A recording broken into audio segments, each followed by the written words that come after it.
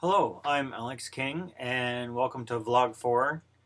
This is Friday, 29th of January, 2010. And today I want to talk about a TV show I saw on Channel 4 here in the UK. It is available to see on the internet through their 4 On Demand or 4OD service. I'll have a link to that on the show notes. The show is called The Bible, A History, and it's season 1, episode 1 on creation.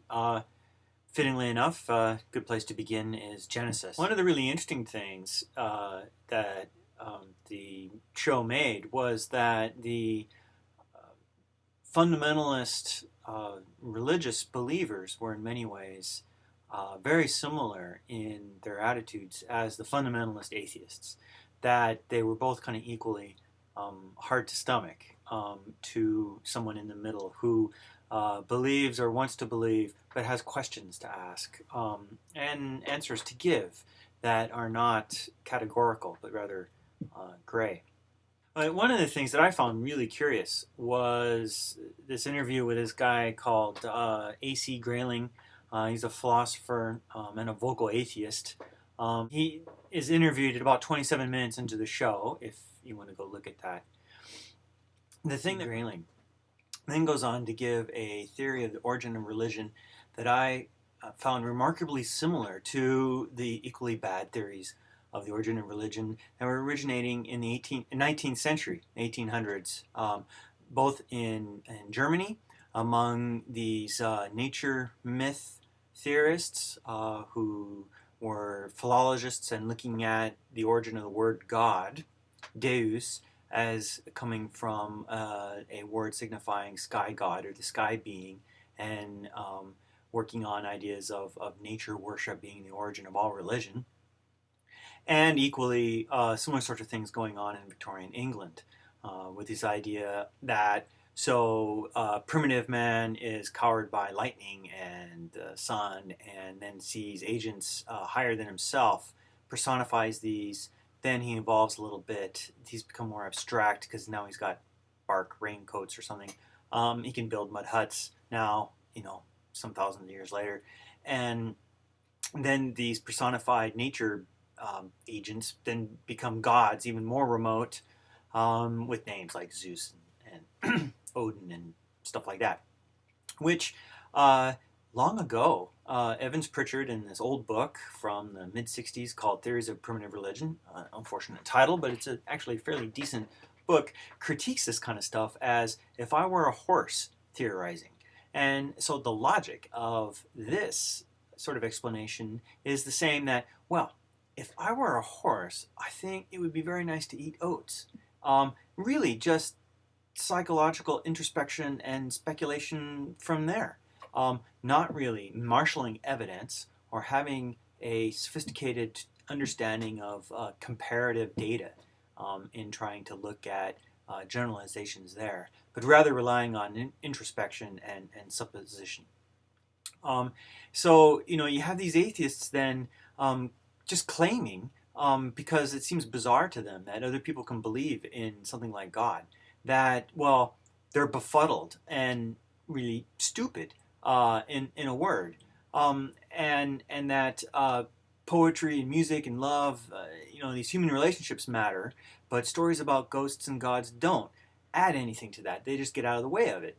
And again, an anthropologist sees this as a fundamental misunderstanding of what a person is and what relationships are. Because certainly, quickly, within getting off the plane in these small villages in Kamchatka, listening to people talk about their relationships, they have very real, important relationships with non-human beings. These non-human beings may be animals, and I'm not talking about pet dogs. I'm talking about relationships to deer that they're herding, to bear that they're hunting, to seals that they are killing and eating.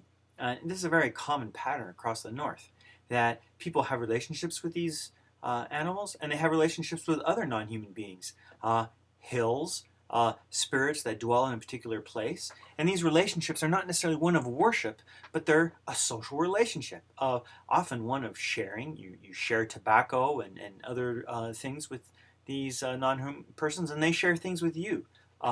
most importantly, good luck, or they share themselves with you. So the bear allows you a successful hunt to take their flesh and consume it, and they're reincarnated. Reincarnation is the general pattern of persons in the far north. And so my point is that people who believe in God or have a religion, if I can use that term, and I know anthropologists kind of hate that term anyway, but we're stuck with it in an Anglophone world. People who have a religion are not confused or befuddled. They're not sprinkling little extra stuff on human relationships. They are having relationships with non-human beings that are a critical part of who they are. We can also see that at work in incredible art that is generated through these relationships.